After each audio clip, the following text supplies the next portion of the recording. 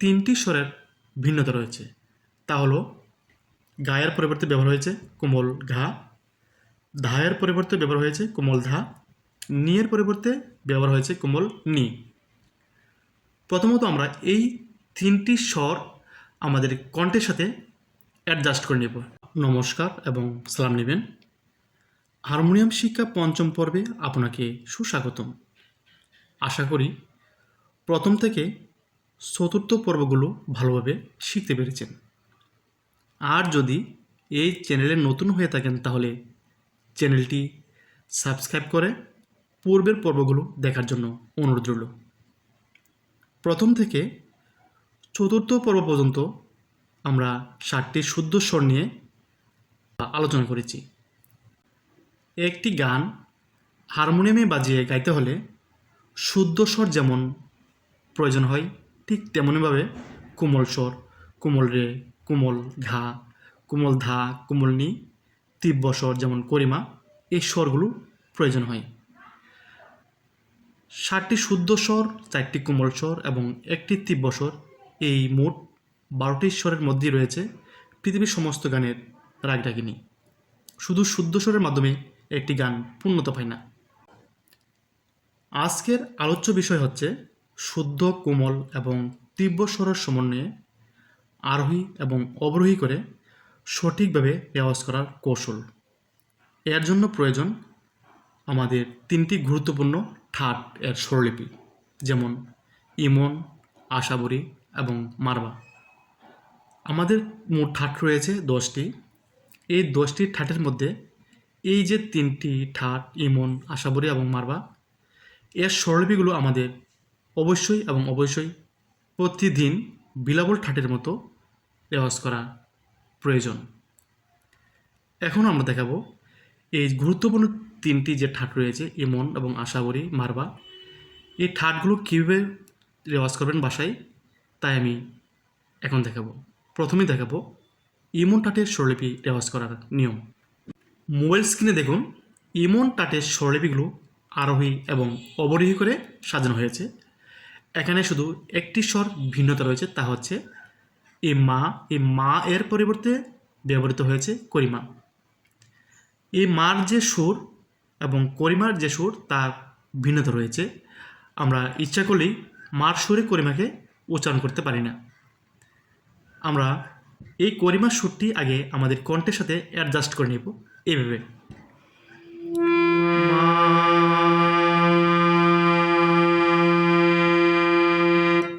এখন আরোহী দেখুন,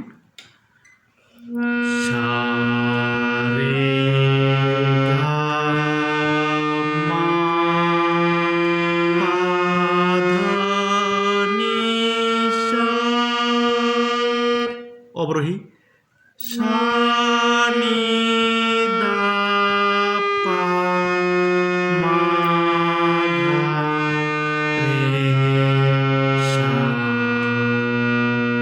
এখন আমরা সুরে সরে দেব।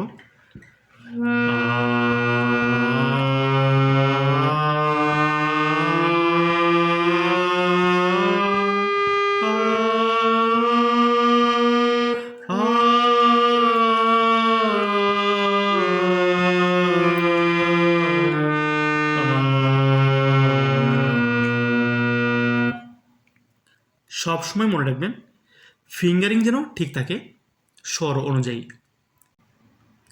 এখন আমরা আশাবরী ঠাটের স্বরলিপি রেওয়াজ করার নিয়ম জানব। মোবাইল স্ক্রিনে দেখুন আমি আরোহী এবং অবরোহী করে সাজিয়েছি। এখানে 3টি স্বরের ভিন্নতা রয়েছে, তা হলো গায়ের পরিবর্তে ব্যবহার হয়েছে কোমল ঘা, ধায়ের পরিবর্তে ব্যবহার হয়েছে কোমল ধা, নিয়ের পরিবর্তে ব্যবহার হয়েছে কোমল নি। প্রথমত আমরা এই 3টি স্বর আমাদের কণ্ঠের সাথে অ্যাডজাস্ট করে নেব ঠিক এইভাবে। গা,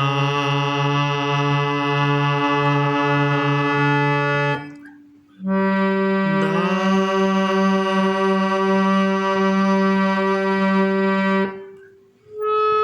নি,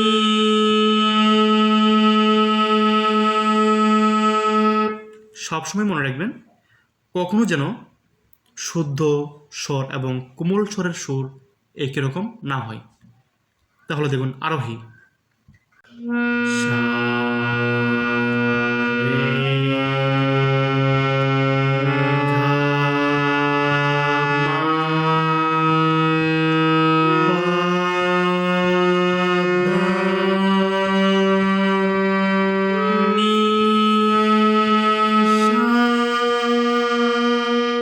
অবরোহী সা, নি, দা, পা, মা, ধা, রে, সা। তাহলে এই সুরের সাথে নিশ্চয়ই বুঝতে পারছেন কোমল স্বর এবং শুদ্ধ স্বরের সুরের পার্থক্য। এখন আমরা সুর ধরে গাইব।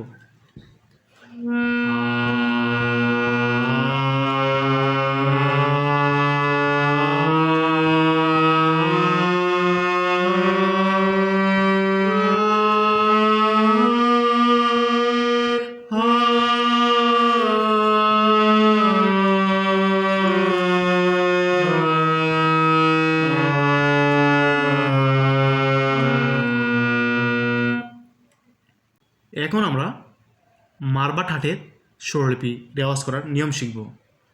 মোবাইল স্ক্রিনে আবারও লক্ষ্য রাখুন আরোহী এবং অবরোহীর দিকে। এখানে দুইটি স্বর পরিবর্তন হয়েছে, তা হলো শুদ্ধ রের পরিবর্তে ব্যবহৃত হয়েছে কোমল রে এবং মা এর পরিবর্তে ব্যবহৃত হয়েছে করিমা।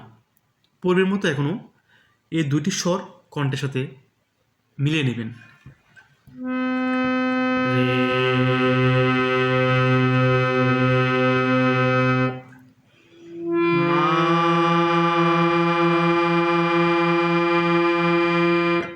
প্রথমে আরোহী সা,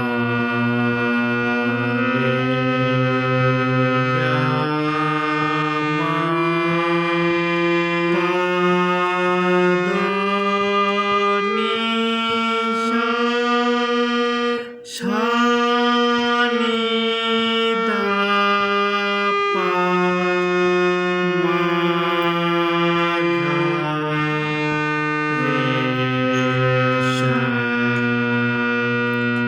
প্রথম একটু কঠিন হয়ে যাবে, কারণ এই 4টি স্বরের সঠিকভাবে আপনারা যদি কণ্ঠস্থ করতে চান তাহলে বেশি বেশি করে রেওয়াজ করতে হবে।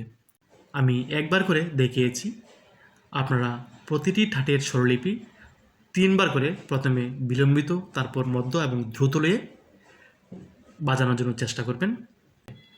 আজ এ পর্যন্তই। ষষ্ঠ পর্ব দেখার জন্য শুভ কামনা রইল।